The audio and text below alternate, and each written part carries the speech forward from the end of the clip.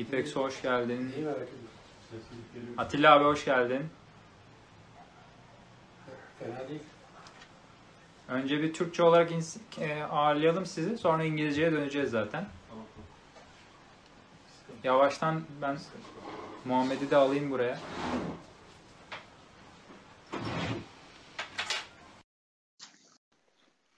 Hello Carlos, welcome.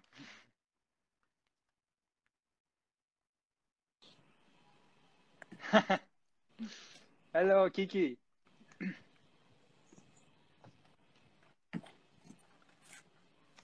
Hello. How are you? I'm good. How are you? How's my voice? Everything is okay? Connection? Yes, very good. Perfect, good. Well, how are you? How is going on with the lockdown, and how is your family? Everything is okay? Everyone is healthy? Yes, everything is good. We are all staying home since the corona started, but everything's fine. Everything is good. It hits Hi, us Carlos. so bad, right? Yeah. Unfortunately, yeah. Yeah. Well, today is going to be a bit different. You know, first we would like to talk about you, your game, your play, and then your train stuffs. And then I would like to learn about your comments about Egyptian squash and world squash. And I have 13 questions for you. And if you want, whenever you are ready, we can start to ask you and you can answer me. Yeah, sure. Yeah, okay. So our viewers are here, so I'm ready to ask you. Well, first of all, we all know you and we all watched you and you're our friends, and we had a camp with you in 2012. So it was a really good experience to have a camp with you. But we couldn't come. Actually, we planned to come in Egypt this year, but because of visa problems, you know, we couldn't come. And then the quarantine thing started, but I hope it's going to be next year. We would like to be with you in Alexandria in one day. Sure. Well, we would like to know how and when did you start squash, and how did you decide to be a pro player? Well, I started squash when I was young. I was like 9 years old, but it wasn't my first sport. I was playing another two sports next to it. I was playing judo. I was playing basketball. Yeah. And at the age of 11 or 12, I started to take it serious. I started to train. I started to go to train in the club, to take it a little bit serious and to join some tournaments. Yeah. I was in this period. I had my cousin also. He was playing. We were together all the time. We were playing together. We were going to the same school. We were sharing a lot of things together. So we started together. And actually, by this time, our parents were very strict. You know, like you cannot go to train every day. You have to stay at home. You have to study. By this period, you know, like the education was very important. Not like now. Like the sport is also something important, like the education. Yeah. Yes. So we had to train like twice or 3 times a week, not like they're doing now. They're training like 6 days a week. So we started to go and train, and we start. Maybe I think the first tournament that I played, I was under 14. It was yeah, because it was not like now under 13 and 11. It was under 14, 16, and under 19. I remember. Okay. This was the start. So when did you? In the beginning, it was, you know, like in the beginning it was difficult because, you know, like I started a bit late than the other players, so I struggled a lot in the beginning, and then by the age of 16, 17, I started to have a good performance by then. And then you decided to be a pro player? No, I stopped for a while after. I played until under 19, and under 19, I stopped for 2 or 3 years, and then I returned back to play when I was 22. Yeah. Oh, it's too much time, actually. Yeah. You know, at the age of 18, 19, you start to think, okay, I'm missing a lot. I'm training all my life. There is everybody's going out. Everybody's doing, you know, like everything. So it's the time to say, okay, no, enough of squash. Okay, I have to see, okay, my life. I have to feel some change. Not every day going to training, but after this, I realized that the best part of my life was the training, not the party time. Yeah. So next question will be about this. So how did you manage your social life and squash life, and did you struggle when you do that? Well, as I told you, like I was playing in the juniors. The life was very strict. Like training. There is no social life. You just, you just hang out with the players around you. You don't have anything else to do. You just go to train, the meeting, or you can have dinners, you can have lunch with the other players, but there is no social life. Like when you're training hard. And then at the age of 18, 19, I started to realize it. That like I'm missing something that I didn't see. Yeah. So I left everything. I went party. I went do everything. I changed. I played some golf. So, like I thought that this is a fun life. And then I realized after that the fun life was the training part. Yeah. And the life that I already had in squash. So I decided to return back. Well, I understand. It's very good. And so we know that you had many achievements and many unforgettable moments. I'm sure there are a lot of, for example, if we talk about it, we can talk about it till morning. But what are your top 3 or top 5 biggest achievements and unforgettable moments to tell us? Well, okay. If you ask me now, okay, I had some good memories in even our local tournaments. Like our local tournaments here when you were junior are very strong. Like the local tournaments here.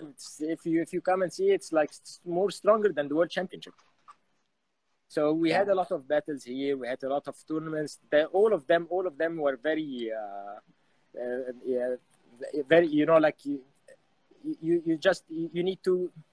I don't know how to say it, but it's a good environment to be in. It's a good environment to compete.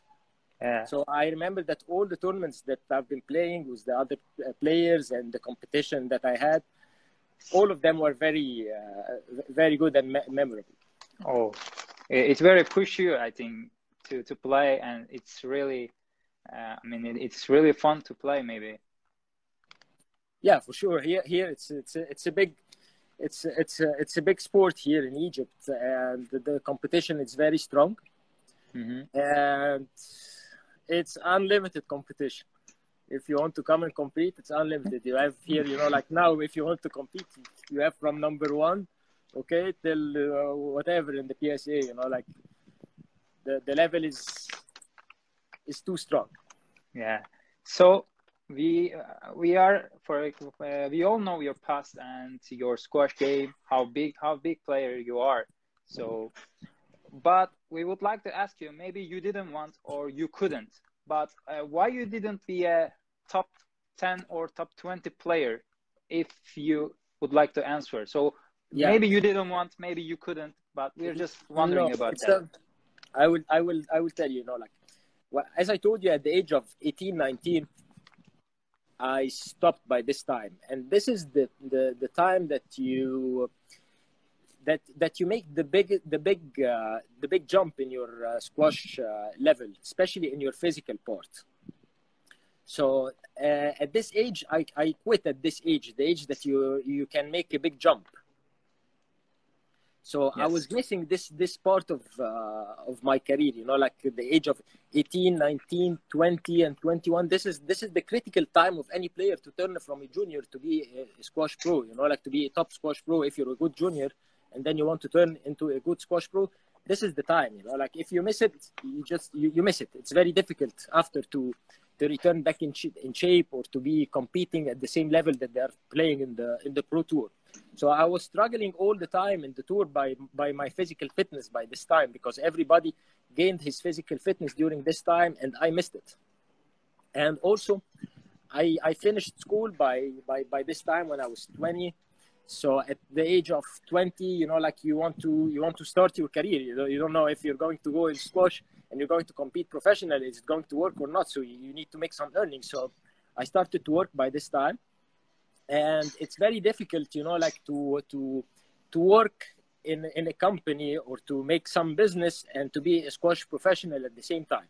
You know, like if you want to be a squash pro, you have to give it all for it. It's very difficult to have two jobs, you know, like to work and then to train. So by this time, I started to work, and I joined the company for 10 years. So it's a big time. I was playing and I was working in the same time, so I didn't have the time to play the full tour.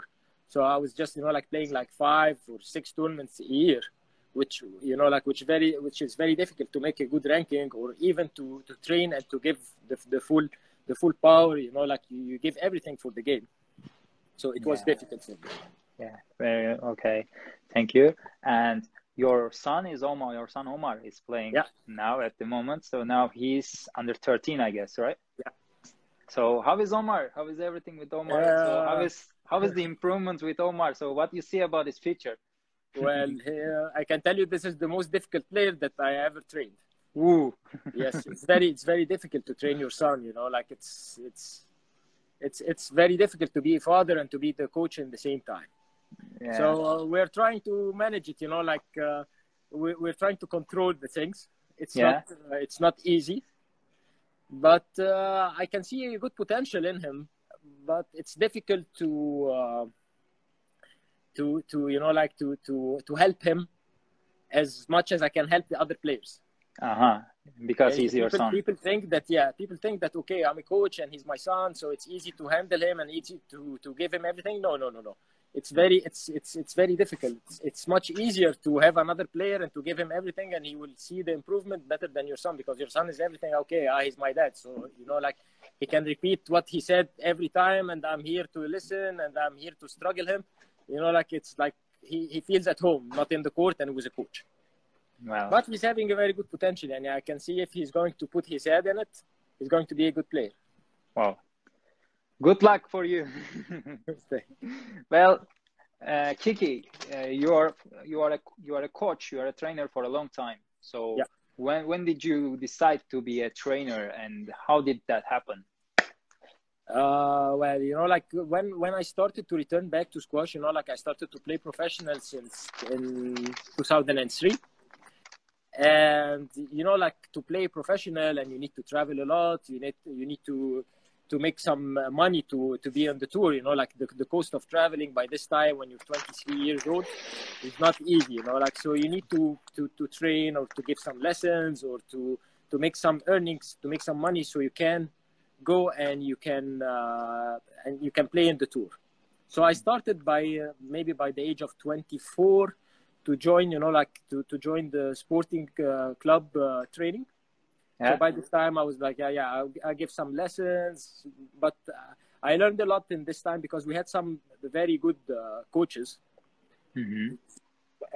working there, like Ashraf Hanafi, Ashraf Karargi, many good coaches. So I've learned a lot from them. And I started from this time, you know, like to give lessons, to learn. And I started my career maybe after I finished the tour in 2008. I started to just focus, you know, like totally on the coaching. Especially I got married by this time. So I stopped the professional career and I stayed in Egypt and I started to coach. And this is my career now. Yeah. Well, and then you become an elite coach. So all the world knows about you. For example, Fares Desuki, as you know, from Mariam, as we all know. So you had a great experience with them. So how did you start with Fares Desuki and Mariam? Well, Fares Desuki and Mariam have some very good memories with me because they were the first players who made a big achievement while I'm coaching them. And one more question for you. Sorry. Sure. And so so you trained with them, but what were the special things that you see with them? So, and the bonus question with the main question. I'm sorry, can you repeat the question again? So what were the special things did you see on Fares and Mariam? Fares and Mariam were different players, very different in their squash game. by the time that I was coaching them, Faris was a very good and very skilled player. I started with him, I think he was 17 years old. He was 17 years old. And he was a big challenge for me because he was a very, very talented, very good hand. He has a very good hand and he's a clever player. And by this time he was not that, strong and fit enough to play like the tough game. He was just using his skills to win. So it was a challenge for me to make him use these skills with the long game. He can play the long game. He can use his physical and his skills. Yeah. So it was a challenge. And once we started to do that, he became very strong player. Tough player. He's having a very good game, and he's a wonderful player. Yeah. And as a personality as well, he was very good. He was more mature than his age by the time that I started with him. He was 17, but with a mentality of maybe 21, 22. So I think this made a big difference with him. Maturity by the age of 17. It was a good step, for him to go on the track and to go on the PSA tour and make all the success. I think his maturity by this time was very important. And also sometimes the difference becomes from their family. So are there any differences from other families? For example, Fares, Mariam's. Are there any differences about their family to make them mature and make them successful? Well, the families here are playing a very big part in the sport because, when you start from the beginning as a junior, the kid is coming to the squash, is same like he's going to school. So if you ask any kid to go to school and finish his homework, he will give you a hard time, it's not easy, As all you know. So yeah. So now the parents are taking this serious and taking the squash as the same like going to school. So the player is having the same punctuality and the same mentality of going to school, like going to squash. And the parents are controlling this. They're putting the players on track. Yeah. To perform, to train well. So this part is very important. Yeah, I understand. So the another question will be about Egyptian squash. Sorry. So there was a time in Egypt, a big player had grown every decade. One big player was coming every decade. Yeah. So, but now it's not like that. Every year is coming a lot of big tournament players. I mean, really strong players. So, what is the difference, and what Egypt do right at the moment? Okay, I will tell you. Maybe if you go back 15 years ago, when you say every decade there is a player, or 20 years ago, you will find that the number of players who are competing were, for example, 64 players in each draw. Yeah, for every age group category. For example, if you go to under 11 or under 13, 15 years ago, maybe you will find 50 players, 40 players. 64, the draw is the maximum. Yeah. The number of players didn't double, they tripled, or you can multiply by 10 now. The number of players that they were playing before. So now the players who are playing under 11 or under 13, you will find a draw of 256. This is the qualification. Yeah. And you have a main draw of 32 or 16. So we have in each group, you have around 280 players. Yeah. The number is big. In age, under 11 boys, you have 260 or 280 players. Girls, the same. So this big number made the competition very strong. Mm-hmm. And we have a lot of champions, especially in the juniors. So our ceiling, is everybody's looking for the players above him. So it's very easy to go, it's by nature, I find someone I'm playing, okay, Mustafa Asal is there, There is El Serati is coming after Mustafa Asal. They're competing. There is someone is trying to beat El Serati, and there is some. It's like this. So you will find many players. But I will tell you something that this year I also see I can see that the players all around the world are getting better as well.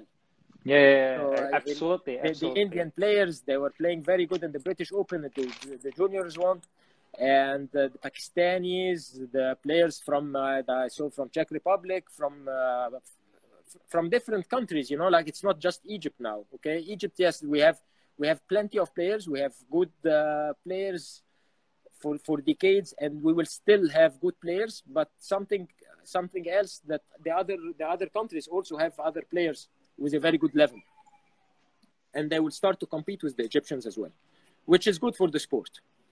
Yeah, absolutely.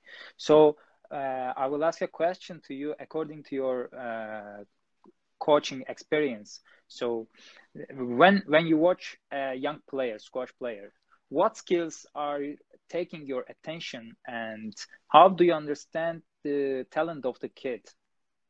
Okay. When I watch any junior now, the first thing that I'm watching is his technique. Yeah. Because the technique is very important. I'm not gonna look for skills like, you know, like I will see any players who playing under 11 and he's just hitting the ball to the neck, but with a very bad technique. You know, like there is no future for that. He can win, yeah. Now for the time being, he can win or something, but for the long term, the major thing is the technique. I can watch the technique and I can watch his movement, and by his technique and movement, I can tell you that this player is having a potential to grow or not. Because the main thing that makes any player grow is his technique and his movement, and also the major thing is his personality as well. Yeah. So it's difficult to judge his personality out of the court, but you know, like you can see it. You can see it while he's playing his game. You know, like he's confident. He can see him. You know, like calm. This is very important. For example, you told us what was the day? What was the year Hamami and Desuki played final in juniors? Yeah, this is in 2013.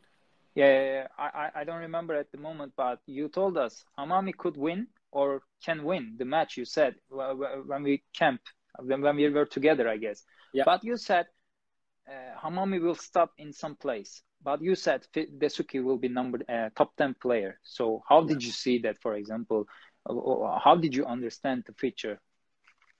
Well, Hamami is a good player, but when I was looking at Faris in this time, Faris had a very good potential. You know, like his technique was very good. His physical fitness, his movement, his character inside the court. You know, like he's different. He was different than any other player that I've seen.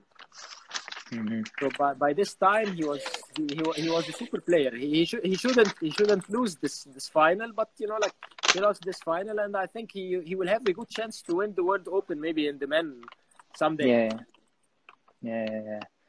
Maybe Desuki can be a really top player. Maybe he will be number one in the world in one day. But the only difference, for example, many number one players at the moment won junior championship. Yeah. As you know.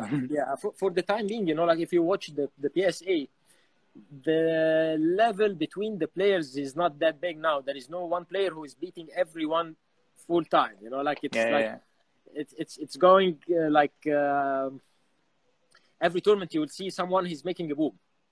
Yeah. So it's not like before, like you have number one, and number one is far from everyone.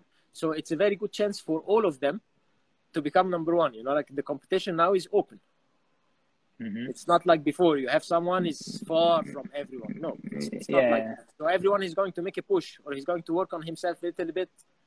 You're going to see an improvement in his ranking. Yeah. So that movement make the difference, as you said. Yes, and anyone who is not going to work and to make an improvement on his level, he's going to go down because everybody's working. Well, I have another question for you. What you suggest the age between 12 and 17 players to grow and improve themselves? To improve themselves? Yeah, but for example, a player who is age between 12 and 17. Yeah. So what you suggest them to improve and grow themselves? Okay. Number one, I can tell you that the most important thing is to adjust his technique, because the technique is the thing that is going to make the difference on the long term. Mm-hmm. Because the technique, it will make you different than your opponent. It's because everyone is going to play drive. Yeah. Right? But the good technique is going to make you, okay, you can play the drive, you can hold, and you can change. You can have many options in your hand that you can change. So you make it difficult for your opponent. And also it will be easier for you to catch up the difficult shots and many other things, you know, like, so the technique is very important. Working on the physical fitness is very important. Adjust the movement on court is very important as well. So on this three things, you have to work on them. So number one is your technique, your movement, and your physical fitness. Yeah. So these make the difference. Yeah. But you can work on your physical fitness more while the first thing to work on is the technique. Mm-hmm. Your swing, your position. This is very important.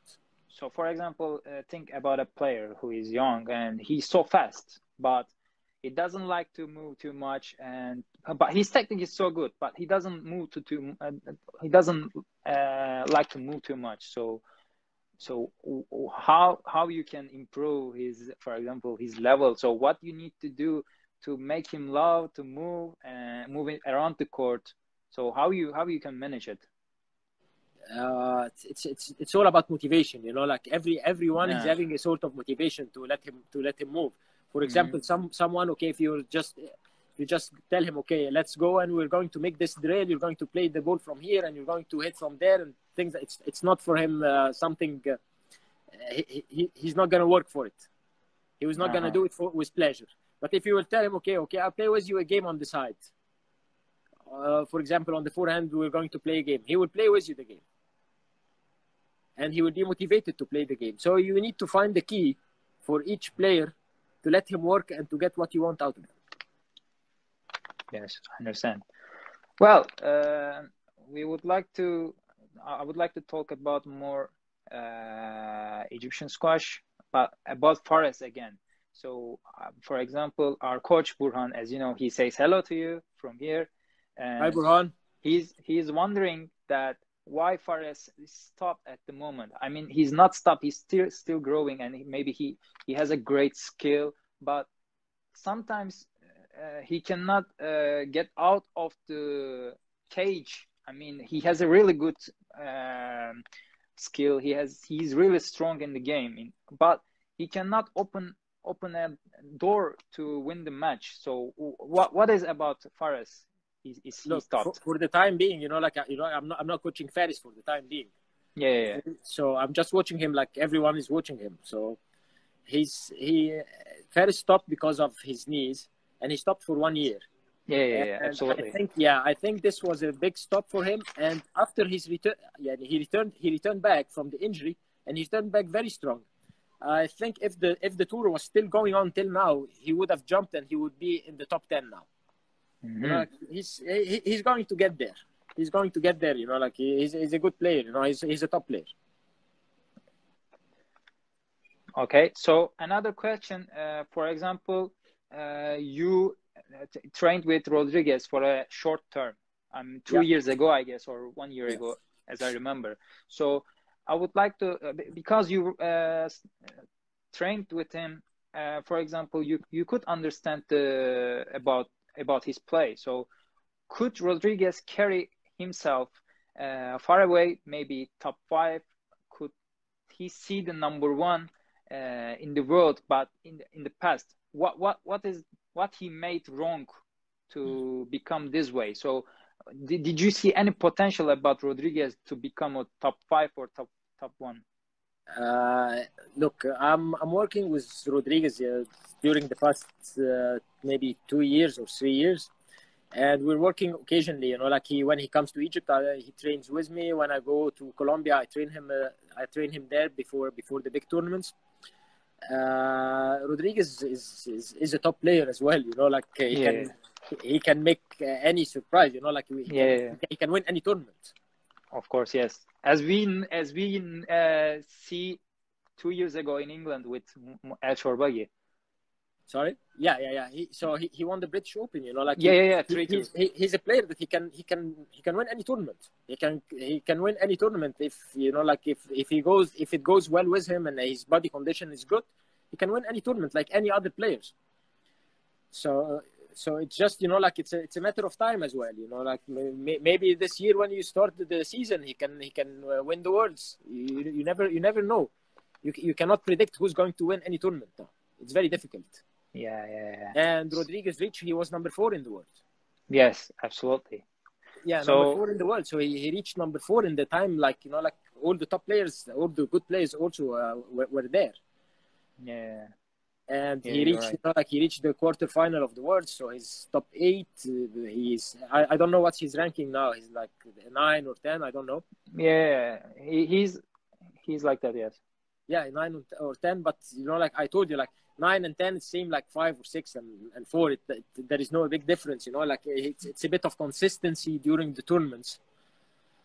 Yeah, so okay. So I have another question for you. So what is different about top 10 players? For example, there are a lot of players who has talent, but why many players can't see the top 10 even they have a lot of talent or skill? Consistency. Yes. So you know, like all talented, you know, like you will have more talented players and maybe from 200 to 300 than the top 10. Yeah. But the hard work and consistency beat the talent. And you will find like most of the talented players, they didn't do anything.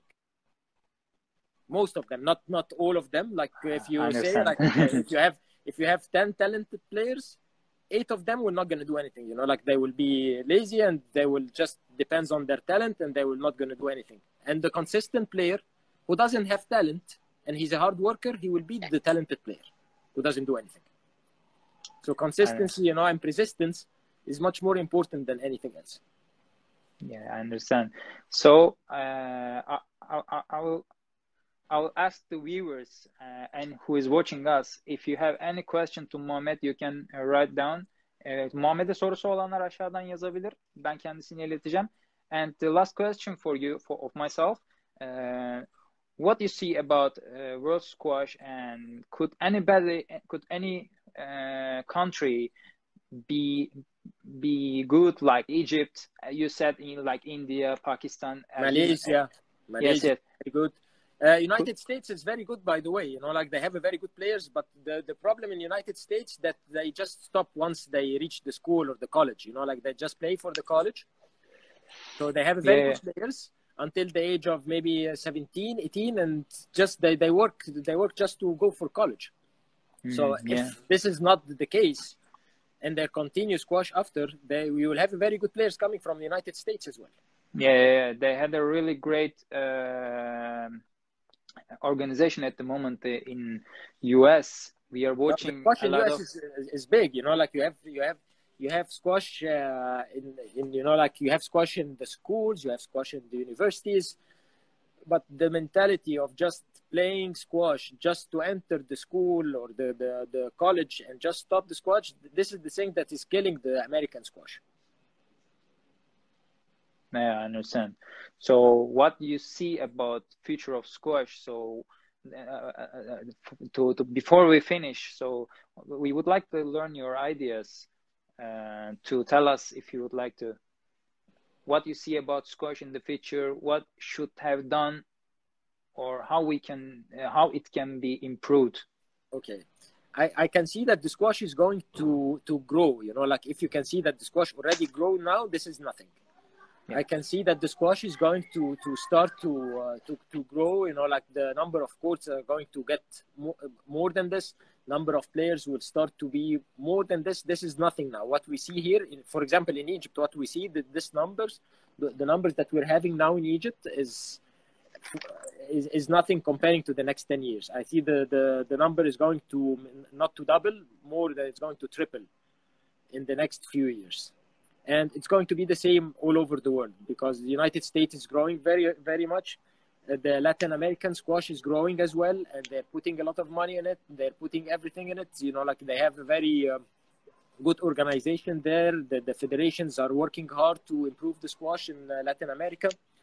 The squash already in Asia is going well. You know, like so the squash is growing. And by the time that it's going to grow and to have a huge number of players all over the world, I think maybe it's going to get into the Olympics, which I doubt. And I don't think that it's going to make a big difference for us now. You know, like we shouldn't run after it. I think after the past few years that we're making the bid to go into the Olympics, I think that it's better to work on the sport itself, and then the people can realize it later. There is a question here for you.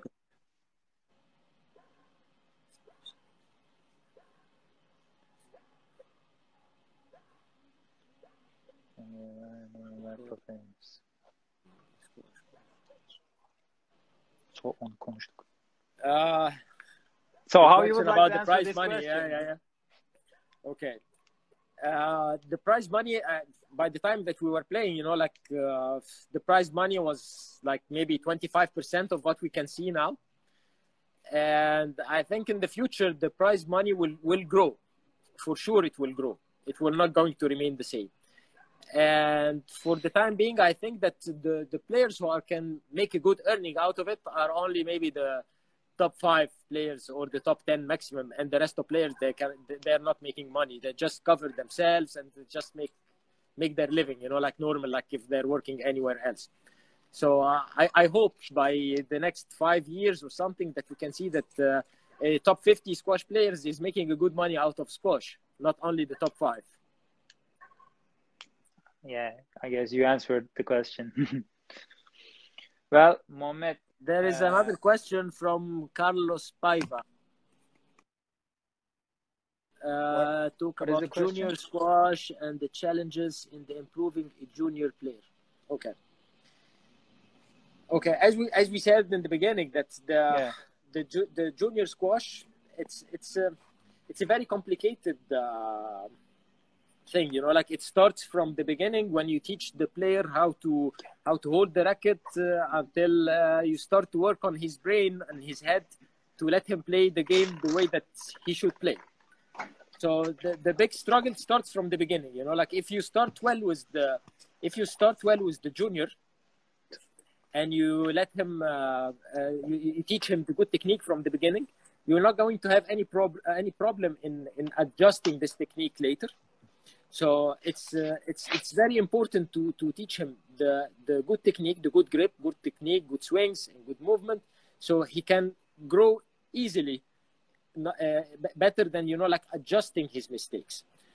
So this is the first thing. The second struggle is to make a kid work. You know, like you're working with a kid. So this kid, you need to motivate him. You need him to work. Yes. So this is the challenge. And so you need to find a way to make him. This is a more personal challenge between a coach and parents, also with the kid, to let him work. And the other part is, you know, like you work on his physical performance. You know, like once you start, you know, like at the age of under 11, it's very important that the players comes outside of this age category with a good technique. So you focus under 11 on a good technique. Under 13, also you need to focus on technique, but in the same time you need to push on the physical level, because the players who are playing under 13 now, if you watch them, they're playing the top game, but with like they're little. So yes, they need to start by this time to work on their physical level. The physical level is going up while you're going with the age group. Mm-hmm. So those are the main keys, you know, like you work on the technique from the beginning, as a junior, and then you push physically. Physically, yes. The sport became very physical. It's a physical sport now, more than everything. Yes. And also the physical part is going to make his, you know, like the brain strong. Mental, yes. Your mental is getting stronger with your physical, by the way. Yeah. Absolutely, you're right. Yeah. And then consistent, and then be top player. Persistence, yeah, persistence. Yeah, you have to be persistent. Yeah. If you want to improve, you want to be number one, you need to be persistent. And you go for it. If you really want to be number one, you will be number one. Yeah. Well, Mohamed, thank you to join us. Really, we're appreciated. And we have some friends with me, as you can see. Surprise. Thank you to join our live show. Thank you so much. Thank you for having me, and hope to see you all soon. Inshallah. Inshallah. Okay. Say hello to your family, and see you next time. Bye bye. Bye bye. Bye.